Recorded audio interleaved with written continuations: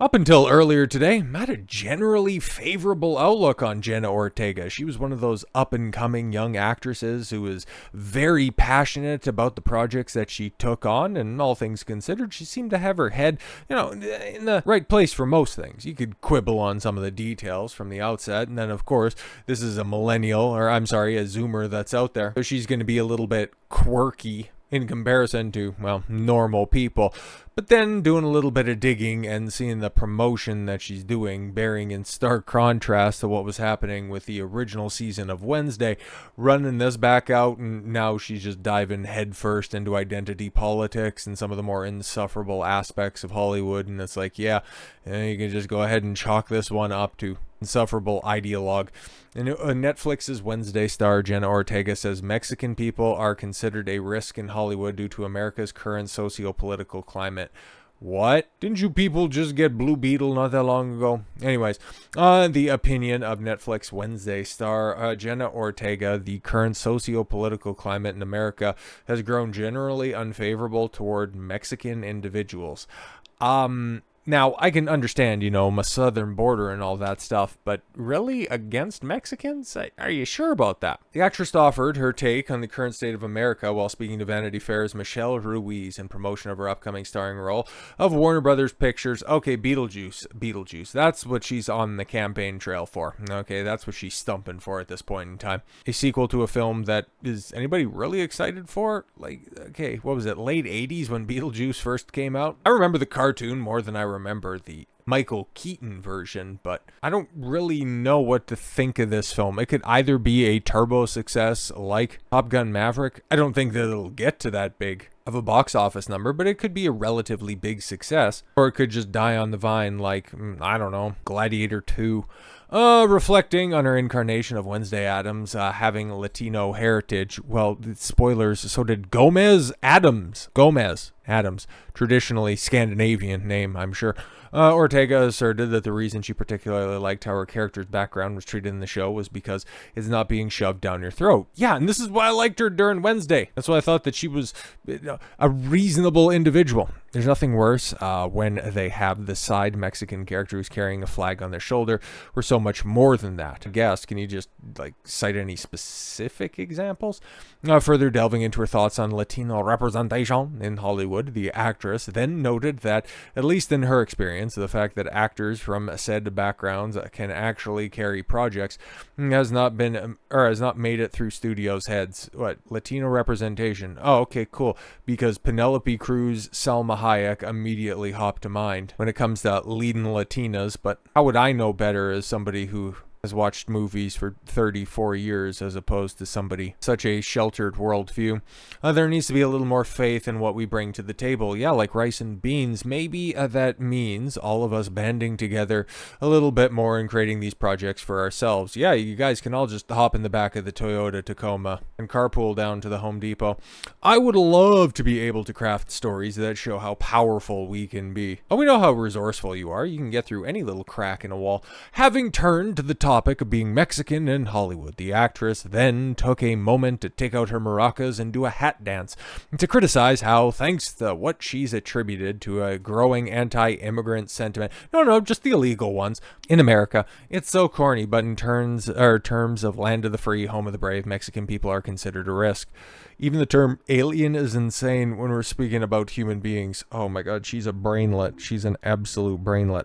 Alien means a foreign body to a foreign land, right? Which, I don't know, last time I checked, a Mexican isn't an American by sheer virtue of them being different countries, you absolute something that sounds like countries. In an interesting aside, despite her above opinions clearly indicating that she holds very clear liberal leanings, Ortega believes political correctness, particularly in Hollywood, has gone way overboard. See how endemic all of these ideas are? This is like somebody claiming to be based, but then at the same time, they hold staunchly feminist opinions. Like, just take a look at any trad thought influencer online, just how many of the exact same tactics they employ that they would deride if it's a liberal chick shilling their OnlyFans. It's the exact same stuff, guys. The business that we work in is so touchy-feely. The actress, in defense of her vocal support for Palestine amidst the ongoing Israel-Hamas war. Yeah, this is also why I think that she's pretty based, at least in this aspect. So yeah, even a cuckoo clock can be right twice a day. Everybody wants to be politically correct, but I feel like, merch, I'm doing that. We lose a lot of our humanity and integrity because it lacks honesty. I mean, you know, somebody needs to...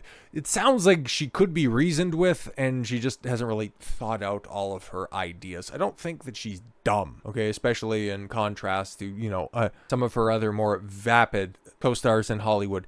She just seems a little misguided on things. I wish that we had a better sense of conversation.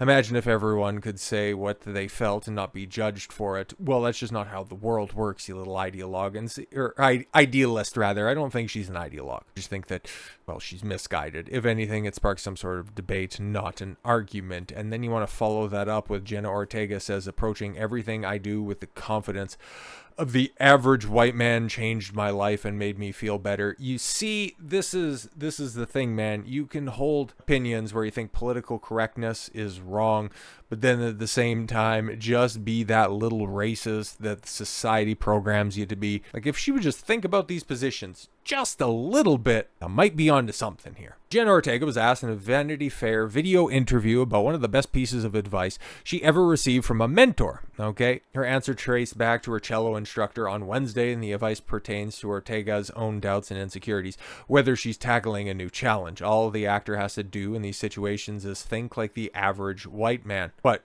be embarrassed for who you are with your immutable characteristics.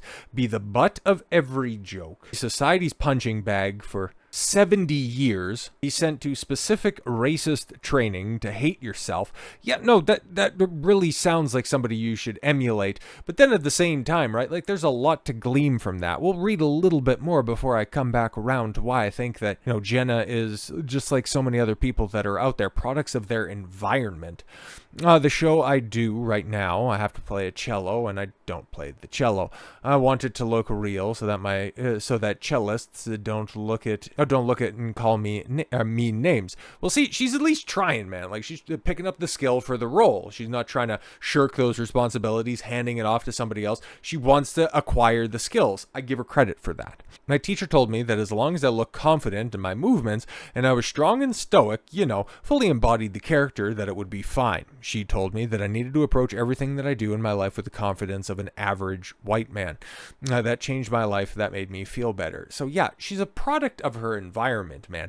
And this also shows you just the inferiority complex of these people around her in Hollywood. Because for the reasons that I laid out, the average white man, well, he's hated by all of these elitists that are out there. But then they also defer to him because they know that he intrinsically has power if he was not stifled so much by society. Just how much they revere whiteness, it's crazy, man. They're even worse than, you know, the little 5'4" catboy enthusiasts. The little black light come couch hunters. They just want the good white man to come and save them. That's why they want to emulate them. But then at the same time, they don't want to show that vulnerability, that they feel such inferiority next to the white man, where they've got to take the little pot shots. It's absolutely crazy, because yeah, there's nothing wrong, because it's a roundabout way, the way that her cello teacher was saying. It's like, yeah, basically fake it till you make it. You know, just keep on doing the work, but then at the same time, putting up a stoic front. I don't necessarily know that stoicism and competence is merely the domain of a white guy, but this is also from the same person who has learned that Mexicans and Latinos have been derided in Hollywood, been shown to be lesser thans, but then when you just simply step back a little bit, you realize that one of the most likable people in Hollywood is Danny Trejo, that directors like Robert Rodriguez, Quentin Tarantino are some of the biggest names in the biz, that all you need to do is just simply take a peek under the hood, something that your people are quite good at maneuvering. You realize that the world it's really not as bad as you're being told that it is. And the way that you can go ahead and at least break away from the pack on certain topics lets me know that you're somewhat of a free thinker. And the moment that you start to examine more of the information that's being fed directly into your brain, the better off you will be in the long run. That's just my hope, though. Who knows? Maybe she just turns out to be a full raving pants-on-head feminist at the end of this. Don't know. Frankly, don't care. Not going to watch Beetlejuice. Not going to watch the second season of Wednesday, but hey, I wish you the best. So with all that said, thank you all very much for the gift of your time. I've been Don Consuelo. I want you to follow your gut and get after it. Take care, everyone.